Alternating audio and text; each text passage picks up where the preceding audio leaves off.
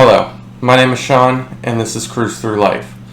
Today, I'm going to be doing something a little bit differently. I took one of my best friends, I grew up with him, he's basically my brother, and I said to him, hey, you've never cruised before, so let's say, for argument's sake, you want to cruise. What are some questions that you would want to know about cruising as someone who's never done it before? So he texted me a bunch of questions, and I'm going to answer those questions for him and for all of you in this video today. So his first question was, how early should I arrive at the port? And the answer to this really kind of depends. When you set your cruise, it depends on the cruise line, but going up into your sail date, usually about 30 days before, check in for your cruise. And when you do that, part of that process is going to be asking what you want your arrival time at the port to be. I personally like to pick as early as possible. So like with Norwegian, which was my last line that I sailed with, we were able to set our check-in time for, I believe it was 10 a.m. We couldn't actually get on the ship until noon, but we could check in at the port at 10. So I picked that because I like to get there and be waiting, and then when we're allowed to go on the ship, we go on the ship, and we can go have lunch. So in my opinion, earlier is better. Some people like to do it a little bit later in the day just because that's when they can get on the ship, or that works for them, and when they eat and all these other things. But I like to do it as early as possible so I can get on the ship, maybe have a drink, have lunch, check in at my muster station, and just get all of that stuff out of the way, because the sooner you do that, the sooner you really get to start enjoying your vacation. The next question he asked is, what are some tips for ship life? So best tips that I have for you is make sure that if you've never been on a cruise ship before, make sure you take some sort of motion sickness medication, be it Dramamine, be it Bonine, the bands that you wear, the patches that you wear behind your ears, whatever that is. Make sure you take some sort of motion sickness medication, because being on a cruise ship is a lot different than being in a car or a roller coaster or something like that. And even if you haven't experienced motion sickness before, you may experience it on a cruise ship. It's not something that I've ever experienced, but I know there are people who do experience that while on a cruise ship. I don't really feel it all that much unless the ship is like really rocking. You of course are going to feel it if it's really going, but I've never gotten motion sickness. Another important cruise ship life tip is there are going to be restaurants that are open 24 hours a day. Doesn't matter the ship, there's going to be something. If you're hungry, there's food. You just got to find it. So never be afraid to, go into a restaurant and be like, hey, are you guys open, if there's people around? Because if you're hungry, there's food. Trust me. Something else that is an important ship life tip is have fun and meet people, talk to people. Don't be an antisocial butterfly, okay? Meet people, talk to people. I've had some great conversations with people on cruise ships. The last cruise I took, I actually met a guy and his wife who live about an hour and a half-ish north from me. They're involved in some of the same organizations that I'm involved in. And it was really cool just to kind of chat with them about different things. And it was really nice. You never know who you're going to meet on a cruise ship. If you're sitting at a bar, you're by yourself, strike up a conversation with someone. Just, hey, how's your night going? Those kind of interactions and things on a cruise ship can really make a sailing for you. His next question was, what type of room should I get? Now, I posted a video on the channel before where I talk about how I always sail in an inside cabin, and there's very few exceptions where I think it's worth it to do something other than an inside cabin. So it really kind of depends on the sailing. Me, myself, and I, personally, I always sail in inside cabins. Exceptions to that are if you're going to a very scenic place like Alaska or the Norwegian fjords or the Panama Canal, if you're doing anything like that, it might be worth it to do a balcony or suite, just because you have that private space to enjoy those views.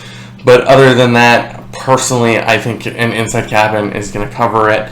Now, my mother, who I sail a lot with, she does not like inside cabins. She needs some sort of a window at least. So for her, she likes to do an ocean view cabin. We usually have separate rooms. She'll have an inside cabin, or I'll have an inside cabin, she'll have an ocean view, and that's usually how we sail. But she does not enjoy inside cabins. She likes to have the sunrise so that she knows, what type of day and what time of day it is. She feels claustrophobic in an inside room. That's perfectly fine. I don't have that problem. So it really depends on you, but my personal recommendation is if you don't have any of those claustrophobia issues or anything like that, do an inside cabin unless it's a very scenic place, like I said before. So that's kind of my recommendation on what type of stateroom you should get. Inside all the way, in my opinion. Saves you money, you get the same sort of experience, and if you're doing it right, you're not really in the room all that much anyway. His next question was, are there any unwritten rules while on a cruise ship? And yeah, absolutely, there are unwritten rules while on a cruise ship. Cruising, just like anything else, has its own sort of subculture. So, important things around the unwritten rules of cruising, most of it has to do with just being kind and courteous to the other passengers on your ship. You don't want to slam doors, you want to keep noise down, don't hog cruise chairs or lounge chairs on the pool deck. That's a big pet peeve for everybody. There are people who show up at 7 a.m. and throw their towels on a chair and not come back for hours. You don't want to be doing that. You also want to make sure that you're on time for reservations, especially for specialty dining. Another big unwritten rule of cruising is that you want to make sure that you're not late coming back to the ship. If you are too late, the cruise ship will 100% leave you. But, if you're still in that kind of grace period where you're after the all aboard time, but the ship hasn't actually left yet, they'll wait for you as long as they can. But let me tell you, if you are late, you will get heckled as you are running down that pier to try to get on that boat. People will yell and scream and everything else at you off their balconies, off the top deck of the cruise ship.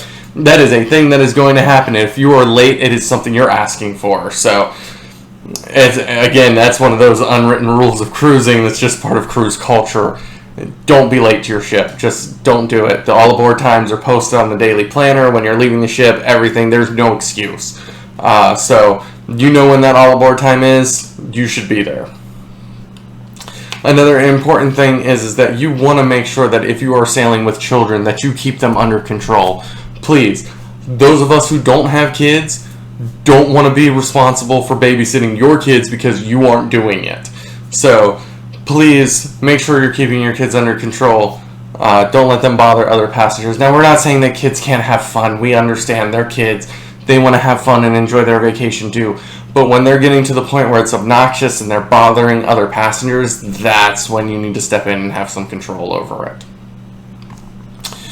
The next question that he asked is, what is the best cruise ship to go on? Now, I don't really have an answer for this other than kind of like with this cabin type, it depends. What are you looking for when you're sailing on your cruise? Carnival especially is known as the fun ships. That's what they market themselves as. And yeah, if you watch anything about a Carnival ship, it's generally a big party. Okay? Royal Caribbean is also kind of that way. They're more on the party side. Norwegian, I feel, and part of the reason why I like to sail on Norwegian, is I feel they have a nice balance between if you want to do the party stuff, you can do the party stuff. If you want to come over here and just chill and get away from the party, you can do that. That's part of the reason why I like Norwegian. And I know you can do that on Caribbean or in Royal Caribbean as well, but I feel Norwegian has a nice balance between those two aspects of cruising. So I like to sail on Norwegian. But it also depends on what you're looking for on your cruise ship. Are you looking for the newest, latest, and greatest activities and everything else? Or are you, okay with sailing on maybe a little bit of an older ship and saving some money? It really just depends on what you're looking for.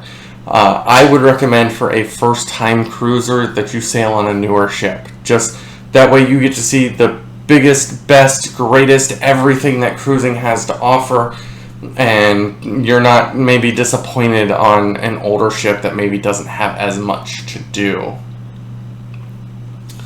Another question that he asked is, what is there to do on a cruise ship? Which kind of plays into our last question a little bit. So there are lots of things to do on a cruise ship depending on the ship that you're on. Many of them have arcades. There's shows in the theater. They'll have musicians, comedians, food galore. If you are a foodie, cruising is your best friend. There's, depending on the ship, there's water slides, there's go-karts, some ships have freaking roller coasters on them. So there can be a lot to do on a cruise ship, or if you sail on an older ship, there might not be some of those water slides, roller coasters, things like that. I like the older ships, to be fair. I work a lot. I have a very busy lifestyle, so I do kind of like the calmer ships with not as much going on, so that I can just grab a lounge chair and sit and chill out. Sit around the pool, hang out, have a couple of drinks. That's cool with me. But the bigger party ships, or things with activities or things too cool. I have a cruise on a very large ship, not Icon, not the largest ship in the world, but I have a cruise on a very large ship coming up early next year, and I'm looking forward to having some of those newer amenities, the water slides and other things. Just try them out. I think it's going to be fun. I'm looking forward to it. I'm going to have a blast. Y'all will be coming along with me, so subscribe to my channel to keep up with those videos coming in the future. But that's going to be a couple of things you can do on cruise ships. It really depends on what you want to do. Do you want to chill, or do you want to have some fun? Not that you can't chill and have fun at the same time, but go on an older cruise ship for more of a chill, relaxed vibe. You go on a newer cruise ship, that's where you get some more of the, high adrenaline and kind of family-friendly activities. Cruising doesn't really get, except for Virgin, cruising doesn't get too crazy, and even Virgin's kind of calmed it down some. So those are things that you can do on a cruise ship. The final question that he asked is, are excursions worth it while cruising? And again, it kind of depends. It depends on what you're looking for out of your excursion. So if you go to Bermuda, for example, and I can't remember what it's called, but there's a cave on Bermuda that you can go to, and you can go spelunking through that cave. Now, my mother is a geologist.